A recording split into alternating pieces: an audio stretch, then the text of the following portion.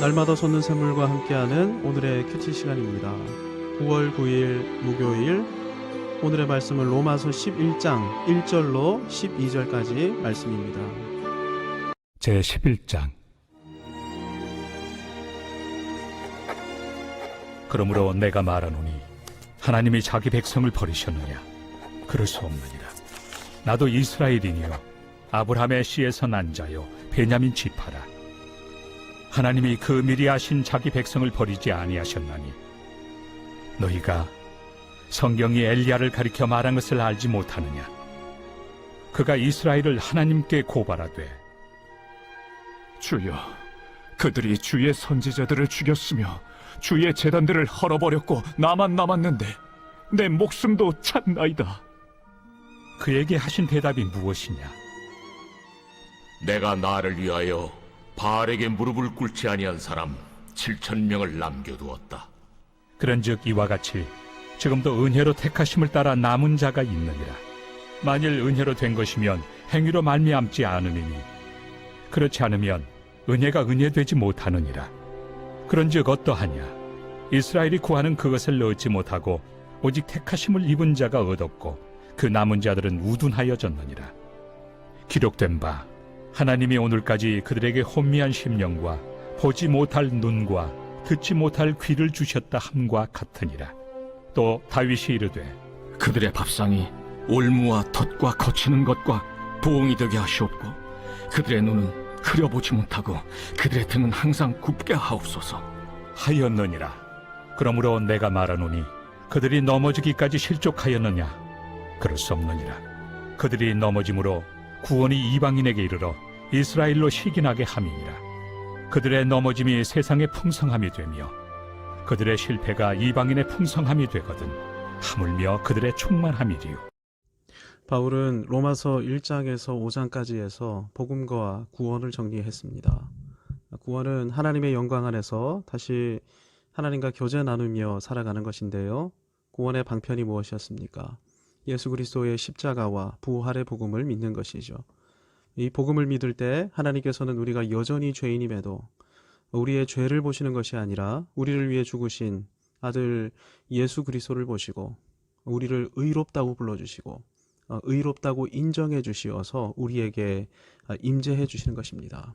그러니까 칭의는 하나님과의 관계를 가능하게 하는 관계의 출발, 교제의 출발인 것입니다.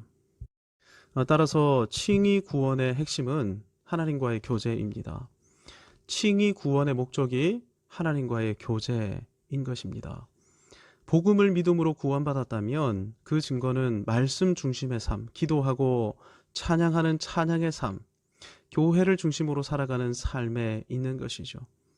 구원이 하나님과의 교제라면 일주일에 달랑 한 번 예배당에만 방문하는 썬데이 크리스천의 삶은 가능하겠습니까? 그럴 수 없는 것이죠. 그래서 바울은 로마서 6장부터 8장까지에서 구원받은 사람의 삶에 관해 다루고 있는 것입니다. 성화 구원을 다루고 있는 것이죠. 칭의 구원을 받은 사람의 삶 속에 어떤 삶이 나타나야 하는지 바울은 굉장히 세심하게 다루고 있습니다. 성화 구원은 한마디로 거룩한 투쟁의 삶입니다. 내 몸을 죄의 속박에 내버려 둘 것인지 아니면 거듭난 새로운 인격으로 살아갈 것인지 구원받은 사람 안에는 반드시 이러한 투쟁이 나타나게 돼 있는 것입니다. 성화 구원에 있어 가장 중요한 역할을 하시는 분이 성령 하나님이신데요. 성령 하나님은 우리를 그리스도와 연합시키시죠. 그리스도의 십자가와 연합시키시어 우리 죄를 죽이십니다. 그리스도의 부활과 연합시키시어 날마다 우리의 의를 새롭게 증진시키십니다. 그리고 그리스도의 승천과 연합시키시어 우리를 하나님의 보좌, 하나님의 임재 가운데로 이끄십니다.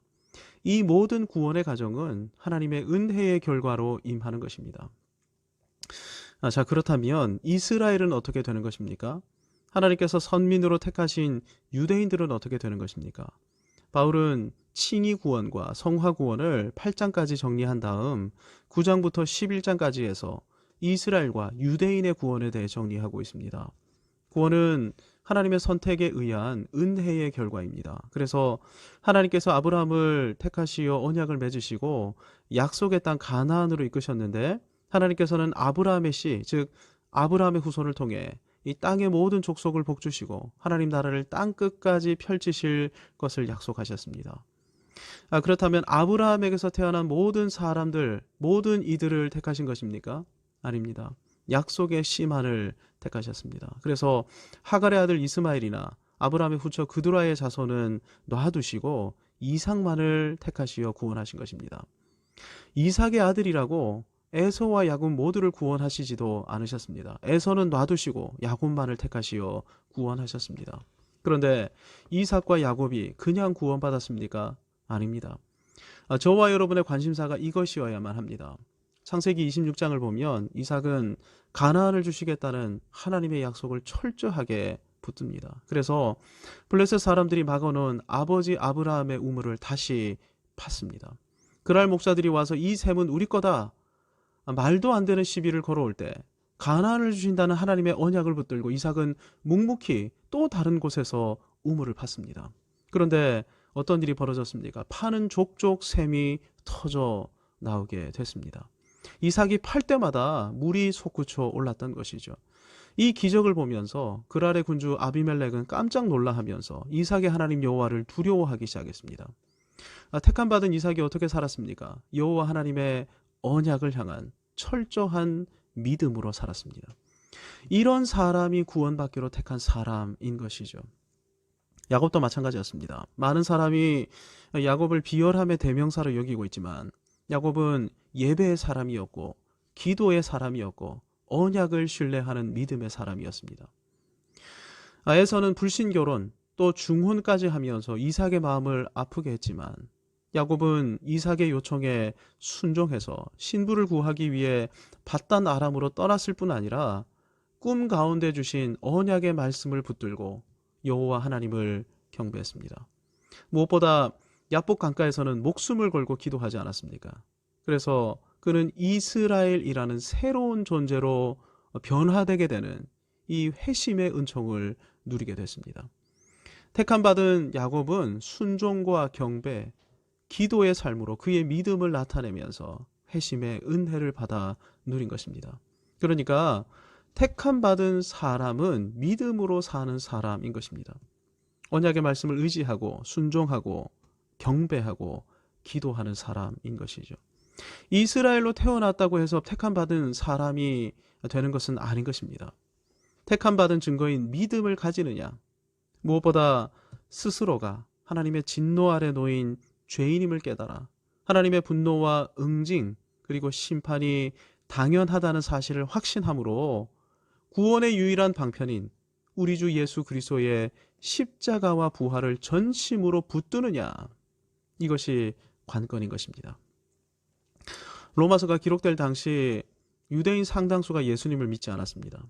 처음에 예수님을 따랐던 사람들, 제자 무리는 나사렛파라는 유대교의 한 분파로 간주되었습니다.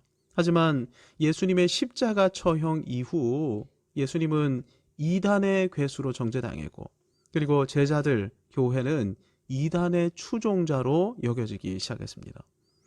그러니 교회는 유대교 그리고 유대인들의 정죄의 대상이요 박해의 대상이 될 수밖에 없었습니다. 그 결과 당연히 유대인들 상당수는 나사렛 이단을 향해 적의를 품을 수밖에 없었습니다. 그러니 유대인들 가운데 믿음을 가진 사람의 수는 상당히 줄어들 수밖에 없었죠. 그래서 바울이 로마서를 기록할 당시 유대인 신자의 수는 엘리야가 이제 믿음으로 사는 사람은 저 혼자밖에 없습니다 라고 고백했던 것처럼 유대인의 수가, 신자의 수가 굉장히 적었던 것입니다. 하지만 본문에서 바울은 하나님께서 엘리야에게 7,000명이 아직 남아있다라고 말씀하신 것을 상기시키면서 선택된 남은 자는 여전히 존재하고 있고 그들은 그리스도를 믿는 믿음으로 구원받게 될 것이라고 오늘 본문에서 말하고 있는 것입니다. 하나님께서 엘리야에게 남은 자 7,000명을 말씀하신 이유가 무엇입니까? 남은 자가 있다는 약속을 붙들 때 비로소 낙심을 떨치고 일어날 수 있기 때문입니다. 낙심을 떨치고 일어나서 회개와 믿음의 복음을 선포할 때 그때 택함 받은 남은 자들이 믿음으로 회개하고 엎드리면서 주님께로 돌아오게 되는 것이죠. 그러니까 7천 명의 남은 자가 존재하려면 엘리야가 말씀 사역을 포기해서는 안 되는 것입니다. 나 말고 7천 명이나 있다고? 나만 괜히 열심히 목숨 걸고 사역할 필요가 없었네. 이제 좀 편히 사역하자. 여가도 좀 즐기면서 좀 넉넉하게 사역하자. 여러분, 이것이 하이퍼 칼비니스트들, 하나님의 주권과 선택, 은혜를 왜곡한 사람들의 삶의 방식입니다. 이런 삶은 말씀을 곡해하고 하나님의 의도를 무시한 자의적인 성경 해석의 결과로 나타나는 것입니다. 이걸 다른 말로 하면 이단이죠. 아직 7천 명의 남은 사람이 존재하고 있다? 그러니 이스라엘 유대인들을 결코 포기하지 말고 그들 가운데 남겨두신 남은 사람을 어떻게든 구원하기 위해 엘리야가 외쳤던 것처럼, 수많은 선지자들이 외쳤던 것처럼 우리도 선포해야 한다. 로마 교회와 성도 여러분 모두가 이 복음을 선포해야 한다. 바울이 지금 이렇게 말하고 있는 것입니다. 저와 여러분도 복음을 선포해야 합니다. 교회와 교회의 신자들을 향해서 말입니다. 너무나 당연한 말입니다마는 교회를 다닌다고 구원받은 것이 아닙니다.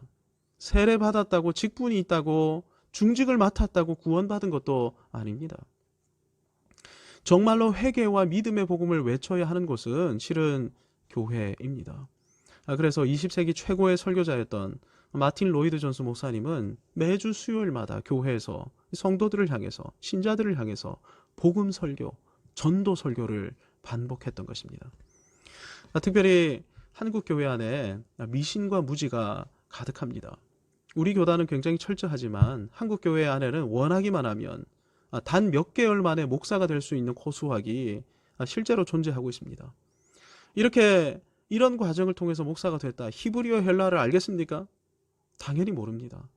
복음을 알겠습니까? 아무것도 모르는데도 목사가 될 수 있는 과정이 우리나라에 존재하고 있는 것입니다. 그러니 이렇게 목사가 된 사람들이 성경을 가르칠 수 있겠습니까? 그러니까 이분들이 예언, 신유, 안수, 방언 이런 이름을 걸고 마치 무당 모임 같은 집회를 교회 안에서 이어가고 있는 것입니다. 성경이 가르쳐지지 않고 이상한 행각만을 반복하다 보니 한국 교회 안에는 상식에도 미치지 못하는 일들이 아무렇지 않게 벌어지고 있습니다. 기독교 윤리, 성경적 윤리는 존재할 수 없는 것이죠.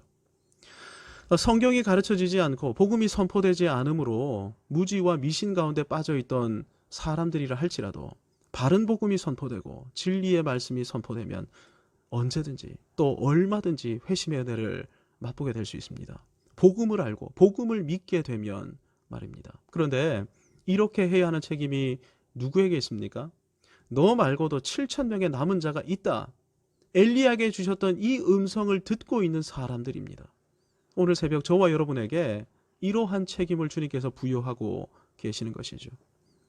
다시 말해 우리가 선포하지 않으면, 우리가 침묵하면 교회 안에 있는 수많은 사람들은 그냥 교회만 왔다 갔다 하다가 나는 구원받는다. 자기 확신이 마치 구원인 것처럼 착각하다가 마지막 심판대 앞에서 내가 너희를 도무지 알지 못하니 불법을 행하는 자들아 내게서 떠나가라. 준엄한 심판의 선고를 듣고 슬피 울며 이를 갈게 될 것입니다. 그래서 듣든지 아니 듣든지 선포해야 하는 것입니다. 오늘 말씀을 정리하면서 로마서 10장 14절을 다시 한번 상기하기를 원합니다. 그런즉 그들이 믿지 아니하는 일을 어찌 부르리요? 듣지도 못한 일을 어찌 믿으리요? 전파하는 자가 없이 어찌 들으리요? 복음이 선포돼야 예수 그리스도를 믿고 의지하면서 기도함으로 그분을 의존할 수 있게 됩니다. 이것이 우리에게 맡겨진 우리의 책임입니다. 특별히 우리는 119 새생명 축제 가운데 있습니다. 나에게 맡기신 가족들, 내가 사랑하는 사람들, 우리가 이분들에게 복음을 선포해야 합니다. 내가 잘 전하지 못하겠거들랑 교회로 모시고 오면 됩니다. 하나님께서 준비하신 설교 가운데서 친히 복음을 선포하실 것입니다. 우리 주변에 남은 사람들을 기억하면서 이 아침에 함께 기도하십시다. 우리를 통해 특별히 하나님께서 안천교에 세우신 목사님과 말씀 사역자들을 통해 진리의 말씀, 복음이 온전히 선포되게 해달라고, 그래서 회심의 역사가 안천교회 안에 충만케 해달라고, 무엇보다 119 새생명 축제, 잃어버린 영혼을 우리 모두가 작정해서 그 영혼을 주님께로 인도하게 해달라고 주님의 이름을 크게 불러가며 함께 기도하겠습니다. 하늘에 계신 우리 아버지, 아버지의 이름을 거룩하게 하시며 아버지의 나라가 오게 하시며 아버지의 뜻이 하늘에서와 같이 땅에서도 이루어지게 하소서. 오늘 우리에게 일용할 양식을 주시고 우리가 우리에게 잘못한 사람을 용서하여 준 것 같이 우리 죄를 용서하여 주시고 우리를 시험에 빠지지 않게 하시고 악에서 구하소서. 나라와 권능과 영광이 영원히 아버지의 것입니다. 아멘.